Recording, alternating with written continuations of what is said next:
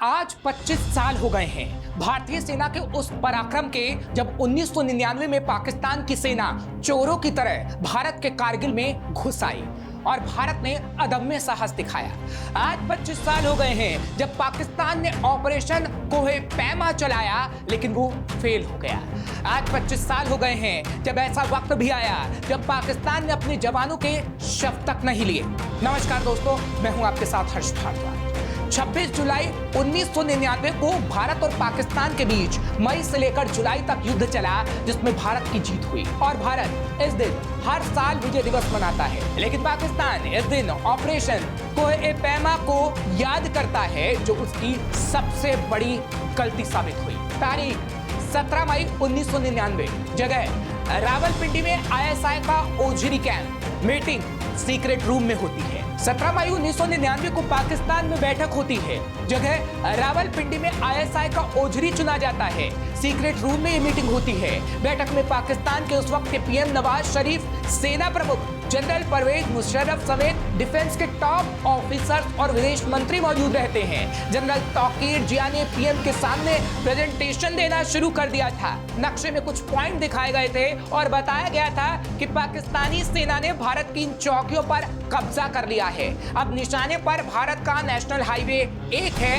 ये presentation operation कोहे पैमा का था, जिसे पाकिस्तानी सेना ने कारगिल, घुसपैठ और कश्मीर को हथियाने के लिए बनाया था। जनरल मुशर्रफ ने PM को बताया कि ऑपरेशन 5 फेज का है। पहले फेज को पूरा कर लिया गया है और सेना कामयाबी के बेहद करीब पहुंच गई है। अब वापसी संभव नहीं है। PM नवाज कुछ पूछते इससे पहले ही चीफ ऑफ स्टाफ जनरल अजीज ने कहा, सर अब कुछ मत सोचिए, बस आप इतनी इजाजत दीजिए, पाकिस्तान के इतिहास में आपका नाम सुनहरे अक्षरों में लिखा जाएगा।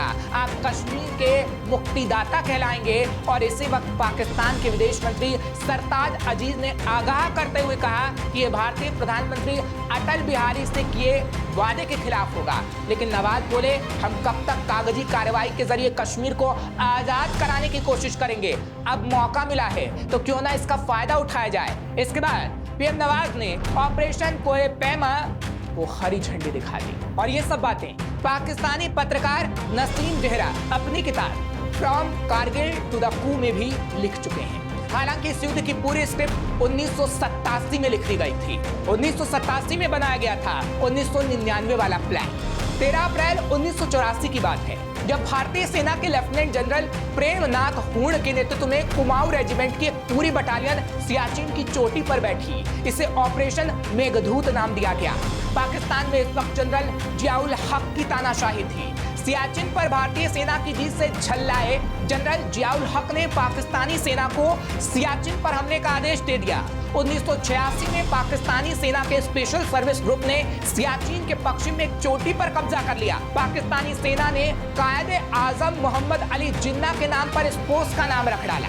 अगले ही साल भारतीय सेना के कैप्टन बाना सिंह के नेतृत्व में इस पोस्ट पर कब्जा कर लिया गया और इसका नाम दिया गया बाना पोस्ट। सियाचिन और बाना टॉप पर हुई जंग के बाद भारत और पाकिस्तान में सियासी समझौते होते रहे, लेकिन पाकिस्तान के ब्रिगेडियर परवेज मुशर्रफ इस हार को पचा नहीं पाए। 1987 में जियाउल हक ने परवेज को स्पेशल सर्विस ग्रुप का कमांडर बनाकर सियाचिन भेजा। वहां से लौटकर परवेज मुशर्रफ ने कारगिल और सियाचिन पर कब्जे के लिए जियाउल हक को एक डिटेल प्लान बताया। 1998 में पाकिस्तान के PM नवाज शरीफ ने 2 सीनियर आर्मी को पीछे छोड़ जनरल परवेज मुशर्रफ को आर्मी चीफ बनाने का फैसला किया। मुशर्रफ सियाचिन में मिली हार को भूले नहीं थे। मौका मिलते ही उन्होंने दोबारा सियाचिन पर कब्जे के पुराने प्लान पर काम करना शुरू कर दिया, जिसके बाद इस प्लान को ISI के सामने तक रखा गया। ISI ने अपनी रिपोर्ट में कहा कि ये टेक्निकली अच्छा प्लान है। इसके जरिए हम कारगिल पर कब्जा तो कर लेंगे, लेकिन स्ट्रेटेजिकली ये नाकाम प्लान हो जाएगा, क्योंकि इस कब्जे को लंबे समय तक बरकरार रखना मुमकिन नहीं होगा। लेकिन मुशर्रफ किसी की बात को नहीं माने। फिर आया 11 सितंबर 1998, जब अमेरिका के न्यूयॉर्क शहर में संयुक्त राष्ट्र महासभा की बैठक हो रही थी। भारत के प्रधानमंत्री अटल बिहारी वाजपेयी और पाकिस्तान के PM नवाज शरीफ भी इस बैठक में हिस्सा लेने के लिए यहाँ पहुंचे थे। ये पहला मौका था जब भारत और पाकिस्तान के 2 बड़े नेता एक टेबल पर खाना खा रहे थे। तब अमृतसर से लाहौर बस यात्रा शुरू करने की बात सामने आई। इसके बाद ये सुझाव नवाज और अटल बिहारी वाजपेयी के सामने रखा गया। दोनों नेताओं ने इस सुझाव को खूब पसंद किया। जनवरी 1999 में भारत की तरफ से तय हो गया था कि वाजपेयी अमृतसर से बस को हरी झंडी दिखाएंगे। जनवरी में ही एक दिन नवाज ने वाजपेयी को फोन कर डाला और पूछा, सुना है आप ग्रीन सिग्नल देने अमृतसर आ रहे हैं। वाजपेयी के हाँ कहते ही टपाक से नवाज बोले, करीब आकर भी मेरे दरवाजे आए बिना आप कैसे लौट सकते हैं। इसके बाद 20 फरवरी 1999 को अटल बिहारी वाजपेयी बस से लाहौर पहुंच गए। लाहौर में पाकिस्तान के पीएम नवाज शरीफ ने अटल बिहारी वाजपेयी को गले लगाया। उनके स्वागत समारोह में 21 तोपों की सलामी दी गई। लाहौर के गवर्नर हाउस में अटल बिहारी वाजपेयी और शरीफ ने लाहौर घोषणा पर हस्ताक्षर किए। इस दौरान अपने भावुक भाषण में वाजपेयी ने कहा था कि 5 दशकों की शत्रुता को समाप्त करना और शांति कायम करना दोनों देशों की नियति है। लेकिन पाकिस्तान ने दोस्ती का हाथ बढ़ाकर पीठ में खंजर घोंप डाला। दरअसल जोजिला से लेह तक भारत और पाकिस्तान के बीच करीब 300 किलोमीटर सीमा लगती है। 1999 तक यहाँ इंडियन आर्मी की सिर्फ एक ब्रिगेड तैनात होती थी। 2500 सैनिकों के लिए 300 किलोमीटर लंबी सीमा की सुरक्षा करना बेहद मुश्किल होता था। 14,000 से 18,000 फीट की ऊंचाई पर अक्टूबर से मई तक दोनों देशों की सेनाएं चोटियां खाली कर देती थी।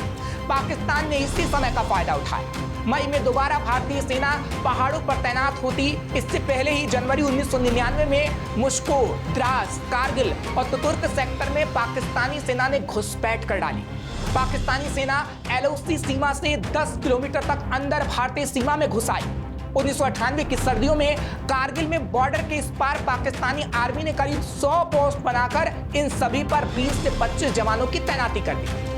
LOC के पार करीब 100 वर्ग किलोमीटर तक भारतीय सीमा में हजारों मुजाहिदीन घुस गए थे।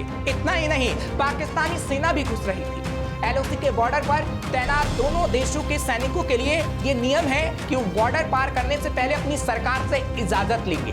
हालांकि पाकिस्तानी सेना ने नवाज शरीफ से इसकी इजाजत नहीं ली थी। जनवरी 1999 तक बॉर्डर के इस पार की जाने वाली किसी कार्रवाई की जानकारी सरकार को देने की जरूरत मुशर्रफ ने नहीं समझी। जब इसकी शुरुआत हुई तो मई 1999 में सरकार को जानकारी दी गई, यानी पाकिस्तान की सरकार। कोहे पैमा ऑपरेशन को शुरू करने से पहले पाकिस्तानी खुफिया एजेंसी ISI ने कारगिल वाले इलाके में भारतीय सेना की अस्थायी मूवमेंट होने की जानकारी दी। इसके बाद पाकिस्तानी सेना के ब्रिगेडियर मसूद असलम को एक टुकड़ी के साथ कारगिल में ये जानने के लिए भेजा गया कि भारतीय सीमा में क्या चल रहा है। उन्होंने देखा कि भारतीय चौकियों पर बर्फ जमी है। वो थोड़ा और आगे बढ़ गए, लेकिन किसी भारतीय जवान से मुठभेड़ नहीं हुई। इसकी जानकारी मिलते ही परवेज मुशर्रफ ने 16 जनवरी 1999 को पाकिस्तानी सेना मुख्यालय को ऑपरेशन के लिए हरी झंडी दे दी और फिर शुरू हुई 1999 की जंग। पाकिस्तान कारगिल की चोटियों पर अपनी सेना तैनात करके श्रीनगर और लेह को जोड़ने वाले नेशनल हाईवे 1 पर कब्जा करना चाहता था। अगर ऐसा करने में पाकिस्तान सेना कामयाब हो जाती तो सियाचिन और लद्दाख की सप्लाई पूरी तरीके से बंद हो जाती। हालांकि इसके लिए पाकिस्तानी सेना के जवानों को मोर्चे पर भेजा जाने लगा। सबसे मुश्किल काम पहाड़ की चोटियों तक असलह और गोला बारूद पहुंचाना था। पाकिस्तानी सेना पहाड़ों पर लंबी दूरी तक भारतीय सैनिकों की तैनाती नहीं देखकर आगे बढ़ती चली गई। ऑपरेशन की शुरुआत में 10 से 12 पोस्ट बनाने का फैसला पाकिस्तानी सेना ने किया था, जो अब बढ़कर 130 के करीब हो गई। पाकिस्तानी सेना आगे बढ़ रही थी, लेकिन 3 मई 1999 को भारत के अंदर कुछ चरवाहे और उनके कुछ साथियों ने सबसे पहले पहाड़ी कपड़े पहने कुछ लोगों को बंकर बनाते देखा, जिस बात की जानकारी भारतीय सेना को दी गई। इसकी जानकारी मिलते ही 15 मई 1999 को लेफ्टिनेंट सौरभ कालिया और 5 सैनिक काकसर सेक्टर की बजरंग पोस्ट में पेट्रोलिंग करने पहुंचे। पहले से तैयार बैठी पाकिस्तानी सेना ने सौरभ कालिया और उनके साथियों पर जोरदार हमला बोल दिया। घायल कालिया को पाकिस्तानी सेना ने बंदी बना लिया। इस घटना के बाद भारतीय सेना को पाकिस्तानी सेना की इतनी बड़ी घुसपैठ और तैयारियों का अंदाजा लगा। 10 मई को पाकिस्तानी सेना से अपनी जमीन खाली कराने के लिए भारतीय सेना ने ऑपरेशन विजय की शुरुआत की। 20 मई 1999 को नेशनल हाईवे 1 के सबसे करीब तोलोलिंग चोटी पर कब्जे के लिए भारतीय सेना ने 18 ग्रेनेडियर्स यूनिट को इस चोटी पर कब्जे का एक टास्क दिया। सेना को वहां सिर्फ 4 से 5 मिलिटेंट होने की जानकारी थी, लेकिन आगे बढ़ते ही दोनों तरफ से भीषण गोलीबारी शुरू हो गई। करीब 23 दिनों तक चली इस लड़ाई के बाद 13 जून 1999 को भारतीय सेना तोलोलिंग पर कब्जा करने में कामयाब रही। इस लड़ाई में 18 ग्रेनेडियर यूनिट के 25 सैनिक शहीद हो गए थे। इस वक्त भारत ने फ्रांस से खरीदे हुए मिराज एयरक्राफ्ट का इस्तेमाल करने का फैसला किया। इस एयरक्राफ्ट के बम की कीमत 2 करोड़ रुपए थी, जिसे भारत टाइगर हिल पर खर्च नहीं करना चाहता था। इस एयरक्राफ्ट के साथ ही फ्रांस ने 60 लेजर गाइडेड पॉड्स भारत को दिए थे। इन गोलों को भारत पड़ोसी देश के अहम ठिकानों पर इस्तेमाल करना चाहता था। भारत ने इजराइल से 1997 में इलेक्ट्रो ऑप्टिकल टारगेटिंग पॉड्स खरीदने की डील की थी। जंग शुरू होते ही इजराइल इसकी सप्लाई करने लगा। इन पॉड्स में इस्तेमाल होने वाला पेवे 2 LGB बम अमेरिका से आना था। अमेरिका और यूके दोनों ने भारत को इस अहम मौके पर बम देने से इनकार कर दिया था। इस मुसीबत की घड़ी में भारतीय सेना ने उस वक्त 1000 पाउंड के देसी बम बनाकर इस्तेमाल करने का फैसला लिया। 24 जून की सुबह मिराज 200 फाइटर जेट जुगाड़ बम के साथ टाइगर हिल की तरफ आगे बढ़ते चले गए। अटैक करते ही जुगाड़ बम बिल्कुल सटीक निशाने पर और पाकिस्तानी बेस पर जा गिरा। करीब 2 महीने तक चली जंग के बाद 8 जुलाई 1999 को स्थिति सामान्य हुई और भारतीय सैनिकों के टाइगर हिल पर कब्जा करने के बाद उस पर तिरंगा लहराने लगा और पाकिस्तान की करारी हार हो गई। इतना ही नहीं, पाकिस्तान ने अपने सैनिकों तक के शव को लेने से इनकार कर दिया। दरअसल जंग के बाद भारतीय सेना ने दावा किया कि पाकिस्तान ने अपने सैनिकों के शव लेने से इनकार कर दिया। पाकिस्तान ने सिर्फ 5 शवों को स्वीकारा, जिसमें 12 नॉर्दर्न लाइट इन्फेंट्री के कैप्टन कर्नल शेर खान भी थे।